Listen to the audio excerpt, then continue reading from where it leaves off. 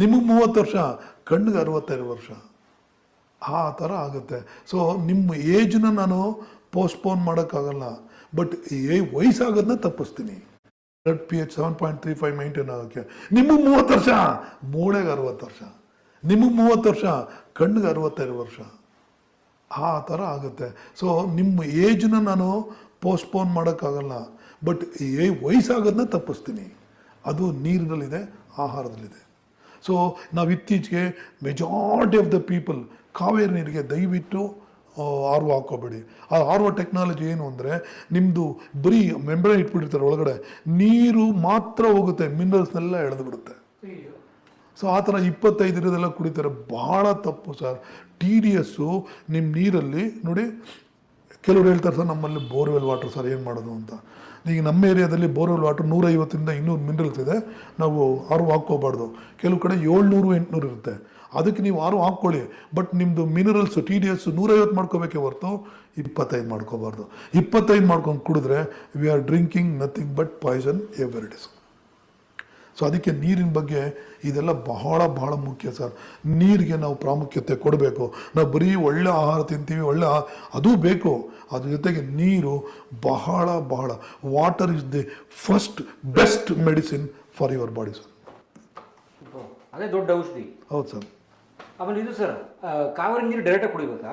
ಕಾವೇರಿ ನೀರು ಏನಾದ್ರು ಗೊತ್ತಾ ಸರ್, ಕಾವೇರಿ ನೀರು ನೀವು ಫಿಲ್ಟರ್ ಮಾಡ್ಕೊಂಡು ಕುಡೀರಿ ಇದು, ಬಟ್ ಅದಕ್ಕೆ ಆರ್ ಒ ಹಾಕ್ಬೇಡಿ. ಕಾವೇರಿ ನೀರಲ್ಲಿ 150ರಿಂದ 200 ಇದೆ, ನೀವು ಆರ್ ಒ ಹಾಕ್ಬಿಟ್ರೆ ಬರೀ 25 ಆಗ್ಬಿಡುತ್ತೆ.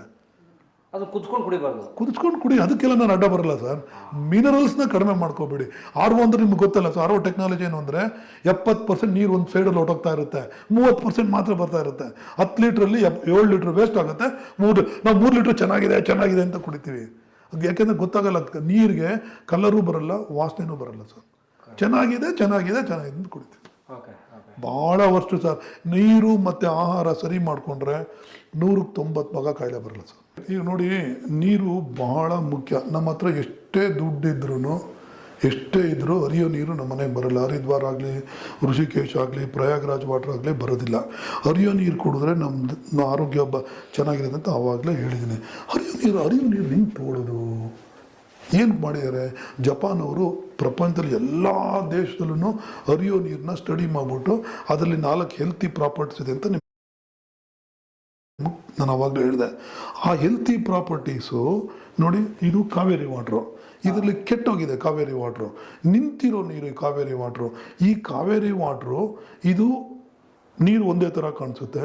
ಇದು ಮೆಷೀನು, ಜಪಾನೀಸ್ ಮೆಷೀನು, ಒಳಗಡೆ ಪ್ಲಾಟಿನಮ್ ಪ್ಲೇಟ್ಸ್ ಹಾಕಿರ್ತಾರೆ, ಕ್ಯಾಥೋಡ್ ಆ್ಯನೋಡ್ ಇರುತ್ತೆ ಒಳಗಡೆ.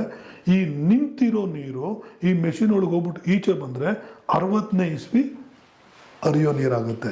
ಅದನ್ನು ಈಗ ಸೈಂಟಿಫಿಕ್ ಆಗಿ ಪ್ರೂವ್ ಮಾಡ್ತಾರೆ.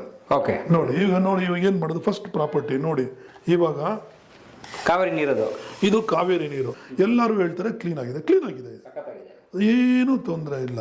ಈ ಕಾವೇರಿ ನೀರನ್ನು ನಾವು ಹರಿಯೋ ಮಾಡಿದ್ರೆ ಏನಾಗುತ್ತೆ ನೋಡಿ. ಈಗ ನಾನು ಸ್ವಿಚ್ ಹಾಕಿದೆ ನೋಡಿ, ಈಗ ಹರಿಯೋ ನೀರು ಶುರು ಆಯ್ತು. ಈಗ 30 ಸೆಕೆಂಡ್ಸಲ್ಲಿ ಫುಲ್ ಹರಿಯೋ ನೀರು ಆಗುತ್ತೆ.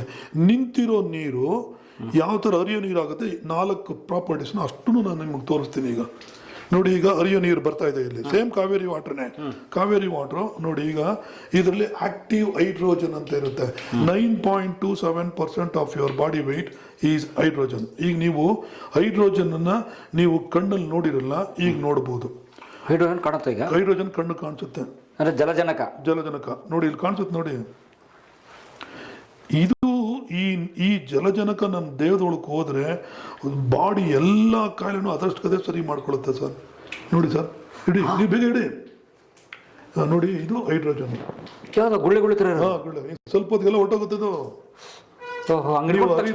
ಹರಿದ್ವಾರ್ಗೆ ಹೋಗ್ಲಿ, ಗಂಗೋತ್ರಿಗೆ ಹೋಗ್ಲಿ, ಹರಿಯೋ ನೀರು ಕಂಡಿಡಿದ್ರೆ ಇದೇ ಥರ ಇದೆ. ಇದು ನೋಡಿ ಹೈಡ್ರೋಜನ್. ಇದು ಈ ನೀರಲ್ಲಿ ಇಡ್ತೀವಿ, ಈ ನೀರು ಎರಡು ಒಂದೇ ತರ ಇದೆ. ಹರಿಯೋ ಕಾವೇರಿ ನೀರು ಇದು ಕಾವೇರಿ ನೀರು, ಇದು ಹರಿಯೋ ಕಾವೇರಿ ನೀರು ನೋಡಿ. ಆಮೇಲೆ ಇದು ಬಾಟ್ಲ್ ವಾಟರ್ ಹಾಕಿ ಸರ್, ಇದು ಮಿನರಲ್ ವಾಟರ್ ಅಂತ ಕಾಸು ಕೊಟ್ಟು ಹೌದು ಹಾಕಿ.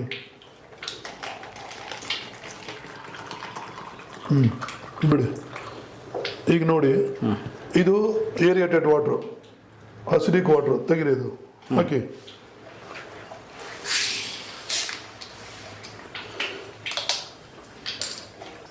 ಈಗ ನೀವು 4 ನೋಡಿದ್ರೆ ಎಲ್ಲ ಒಂದೇ ಥರ ಇದೆ, ಮಿಕ್ಸ್ ಮಾಡಿದ್ರೆ ಗೊತ್ತಾಗಲ್ಲ ಯಾವುದು ಅಂತಲೂ ಗೊತ್ತಾಗಲ್ಲ. ಅದಕ್ಕೆ ಜಪಾನ್ ಅವ್ರು ಏನು ಮಾಡ್ತಾರೆ, ಈ ನೀವು ಕೆಮಿಸ್ಟ್ರಿ ಓದಿದ್ ಜ್ಞಾಪಿಸ್ಕೊಡಿ, ಲಿಟ್ಮಸ್ ಟೆಸ್ಟ್ ಅಂತ ಇರುತ್ತೆ. ಲಿಟ್ಮಸ್ ಪರೀಕ್ಷೆ. ಲಿಟ್ಮಸ್ ಯಾವುದು ಪೇಪರ್ ಇಟ್ಬಿಟ್ಟು ತೋರಿಸ್ತಾ ಇದ್ರು. ಪೇಪರ್ ಇದು ಸೊಲ್ಯೂಷನ್ ಇದು. ಇಲ್ಲಿ ಯಾವುದು ರೆಡ್ ಕಲರ್ ಬರುತ್ತೋ ಅದು ಅಸಿಡಿಕ್ಕು, ಯಾವುದು ಬ್ಲೂ ಕಲರ್ ಬರುತ್ತೋ ಅದು ಆಲ್ಕಲೈನ್.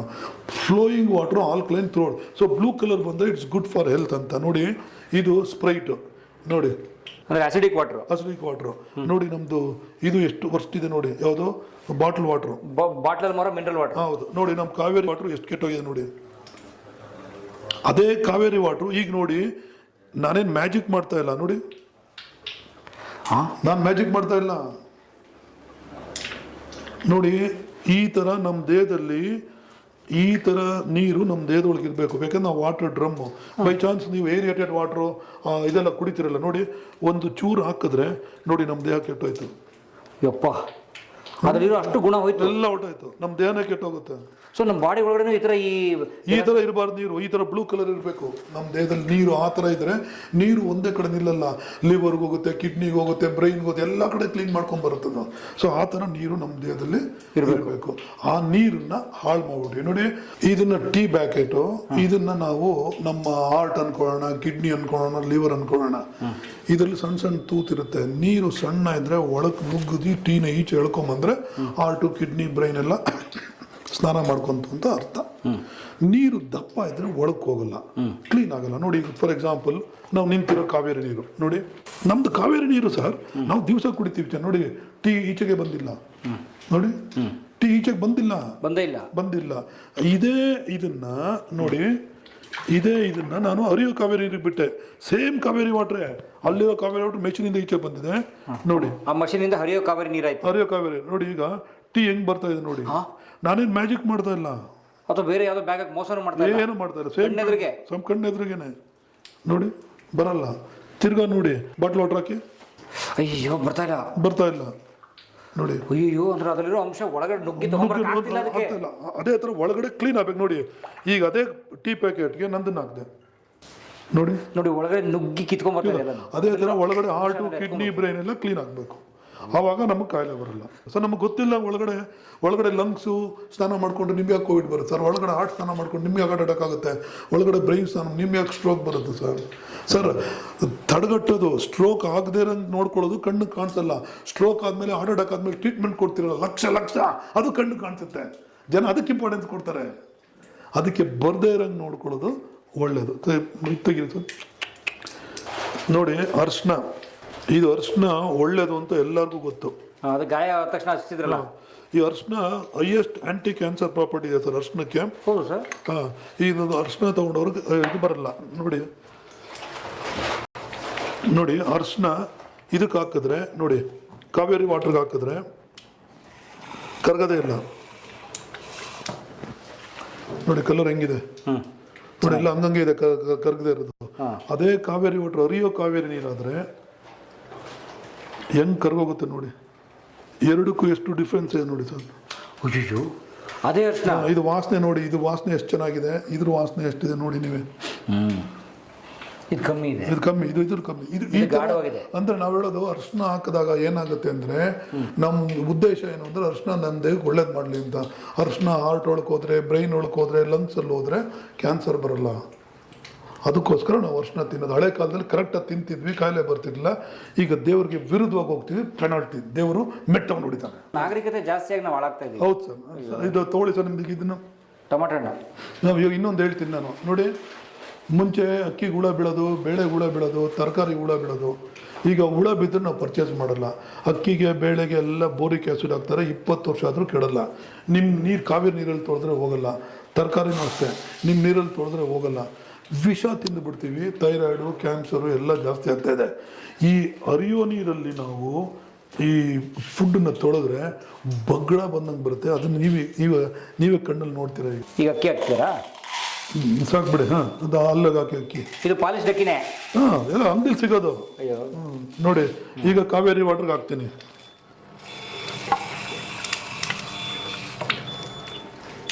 ನೋಡಿ ಅಷ್ಟು ಬರಲ್ಲ. ಅದೇ ಹರಿಯೋ ನೀರು, ತುಂಬ ಹರಿಯೋ ನೀರು ಬರುತ್ತೆ ಇದರಲ್ಲಿ.